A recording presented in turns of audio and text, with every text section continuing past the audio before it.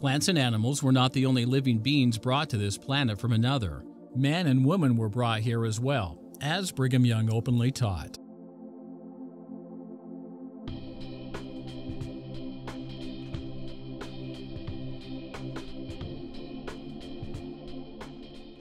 According to President Young, Adam oversaw the transport of life, vegetable and animal, to Earth, and when finished, remained here with his wife.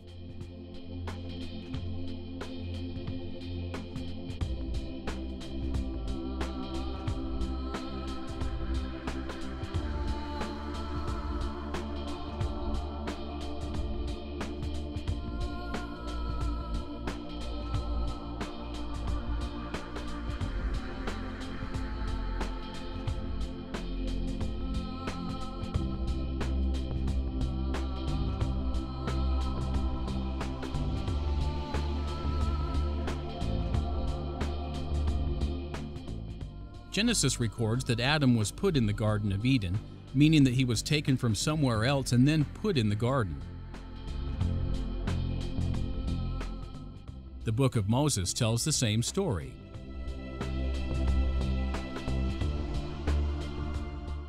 Biblical scholars understand the import of the putting or placing of Adam and Eve, that it means that the original parents were taken from one place to another.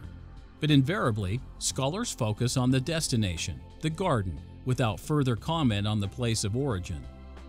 The endowment version of the creation makes clear that Adam and Eve were not only placed in the garden, but also on earth. This removes any possible explanation that the couple were first created on the earth and then moved to the garden. In fact, both were created before the earth was made, since Adam was one of the creators of the planet. The creation was only the first in a series of plantings, or more accurately, transplantings from another world to our Earth.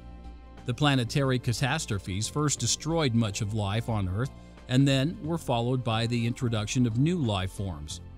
LDS historian and scientist B.H. Roberts believed the repeated catastrophes and transplantations accounted for the strata of the geologic column.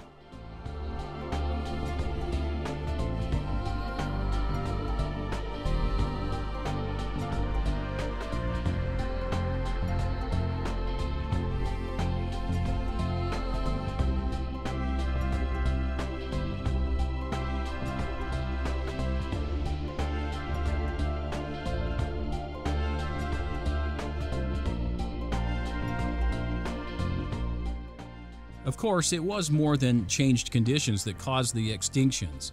The planetary destructions caused most of the damage, but changed conditions did contribute.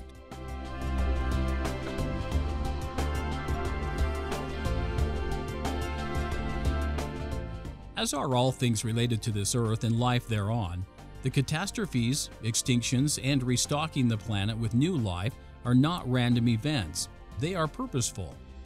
Strange as it may seem, there is good reason for killing off one set of animals and replacing them with an entirely different set, and doing so repeatedly. In a previous video series, we discussed the gospel principle of the eternal felicity of animals. Animals, like man, have their own plan of salvation, whereby they can earn eternal felicity in like manner to man earning eternal salvation. This principle was exemplified by the four beasts described by John in his Apocalypse.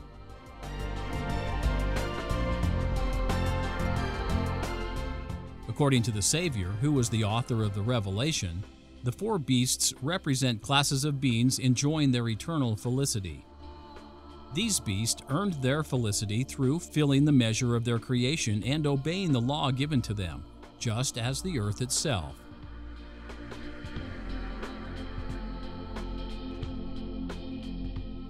As man is given commandments, so are animals and vegetation. Joy is earned by obedience to the commandments given them.